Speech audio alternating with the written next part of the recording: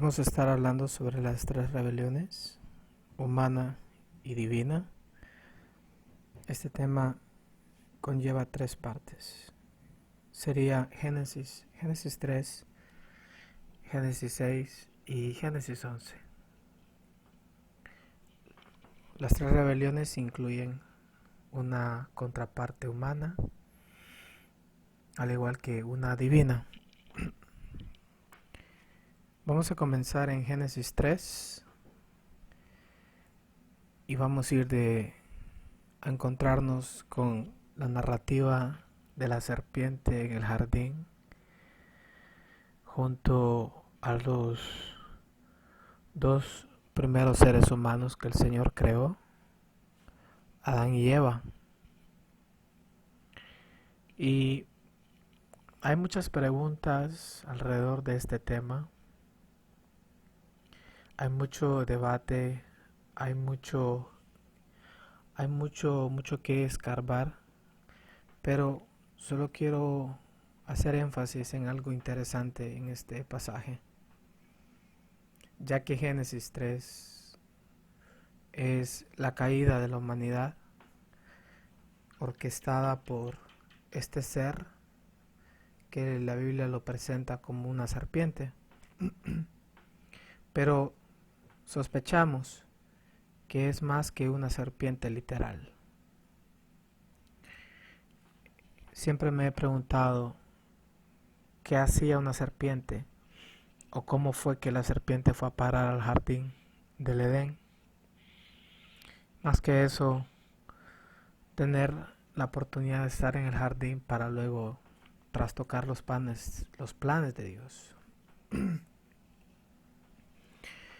Pero hay algo que me llamó la atención, y es que si buscamos Génesis 3 en diferentes versiones, voy a avanzar aquí. Si te mantienes buscando esto en diferentes versiones, probablemente en algún momento nos encontraremos con algo interesante. Y es exactamente lo que me sucedió a mí. Sucede de que Génesis 3 en diferentes, si no es que todas, la mayoría de versiones, tanto en inglés como en español, y menciono inglés y español porque el español es mi idioma nativo y el inglés es mi segunda lengua. Pero el punto es este: en casi todas las versiones eh, tenemos este pasaje que dice: y la serpiente era más astuta que cualquier animal del campo que el Señor había hecho. Y eso es común en diferentes versiones. Ahora, mientras yo estaba investigando, me topé con esta versión, que es la versión internacional, la versión estándar internacional, la ISB. Y cuando empiezo a leer, en la primera línea del párrafo me encuentro con esto y voy a seleccionarlo hasta aquí. Y si tú te fijas, no requiere saber mucho de inglés para notar esto. Típicamente en las versiones en inglés sería algo así como Now the snake, que se traduce ahora la serpiente. Snake es serpiente. Lo interesante de esta versión es que no tiene snake. Lo que tiene es este adjetivo shining. Y si tú copias esto, por ejemplo, que es lo que yo voy a hacer ahorita, y lo llevas al traductor, produce algo interesante, y es lo que me motivó a hacer este video. Y es que si tú traduces eso, es el brillante, o el luminoso, o el que resplandece. Si te fijas, todas estas todas estas traducciones, la palabra shining las permite, porque shining es algo que brilla, por ende algo que resplandece, algo que tiene como característica la luz. Pero nota que esta versión dice, y ahora el brillante era más astuto que cualquier animal del campo que el Señor había creado. Interesante, ¿no?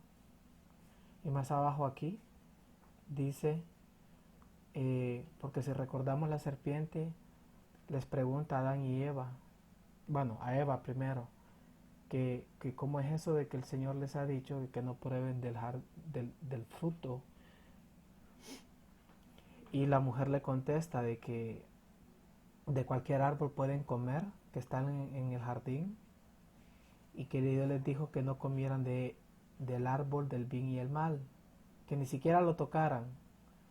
Y bueno, eso en realidad no aparece en el texto que el Señor lo haya dicho, pareciera como que la mujer lo agregó, pero el punto es de que la orden era no comer, porque si comían ciertamente morirían. Y si tú te fijas aquí en el versículo 4, esto se traduciría: ciertamente no morirán, contestó el brillante, the shining one, sino que sabe Dios que el día que ustedes coman ellos, vuestros ojos serán abiertos y serán como Dios, God en inglés. Pero aquí hay una nota, al igual que también aquí hay una nota, si te fijas bien. Voy a darle clic aquí y dice Shining One, el brillante o el adivino.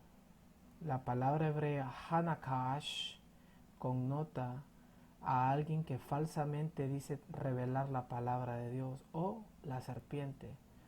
Entonces, y nota, esto es interesante porque dice compárese con Isaías 14 y Ezequiel 28. Y eso lo estaremos abordando en otro video. Pero por hoy quiero que notemos que la traducción la serpiente es legítima. La traducción el brillante es legítima porque tiene que ver con cuestión del hebreo, pero no voy a entrar en eso porque no quiero hacer, eso me llevaría a explicar otras cosas y no es el propósito de este video, pero sí quiero que notes esta diferencia. Ahora,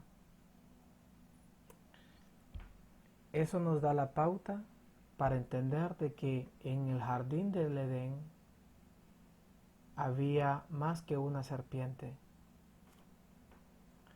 En el jardín del Edén había más que un ser reptil como lo conocemos.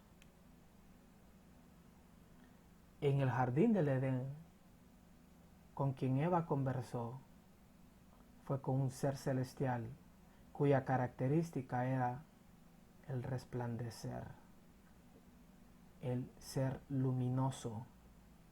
Qué interesante, porque uno de los títulos que se le da a este ser es Lucifer. Y Lucifer viene del latín, que significa portador de luz. Y esa expresión aparece en Isaías 14. Como consecuencia de ello, Adán y Eva son expulsados de Edén. Edén fue el lugar original del consejo divino. En otras palabras, el lugar desde donde Dios dirigía el cosmos. Entonces, estas tres cosas son importantísimas de notar. La serpiente en el jardín es más que un reptil. La serpiente en el jardín es un ser celestial, un ser luminoso. Y la metáfora de la serpiente tiene mucho trasfondo antiguo. Y para entenderlo hay que pensar como las personas del antiguo cercano oriente. Valga decir de que la serpiente, la imagen de la serpiente, en algunos contextos como Egipto, representaba a un guardián, porque las cobras, las serpientes, eran vistas como guardianes de los dioses. Y eso es muy importante y muy interesante, porque si tú lees Ezequiel 28, el querubín a quien Dios aborda, tachando su arrogancia y su iniquidad que fue encontrada, lo llama querubín protector. Y es interesante porque los querubines son guardianes. Entonces, hay mucho más en la Biblia de lo que nosotros podamos imaginar, y es bueno entender de que todo esto tiene un contexto. Y quisiera terminar diciendo que la Biblia es un documento antiguo, escrito por gente antigua hacia una audiencia antigua. No somos nosotros la audiencia del siglo XXI, no somos la audiencia de la primera línea. Nosotros no somos esa audiencia. La Biblia sí fue escrita para nuestro beneficio, pero no somos los primeros en la línea, no somos la audiencia de primera fila a quien el escritor se está dirigiendo. Tanto el escritor como su audiencia entienden este lenguaje y él no necesita invertir tiempo describiendo el uso de estas imágenes como ser la serpiente. Y hay mucho más, pero por ahora lo dejaremos ahí. En este momento vamos a estar avanzando al siguiente video, en donde estaremos analizando el entorno de Edén y también estaremos adentrándonos en la siguiente rebelión. Muchas gracias, bendiciones.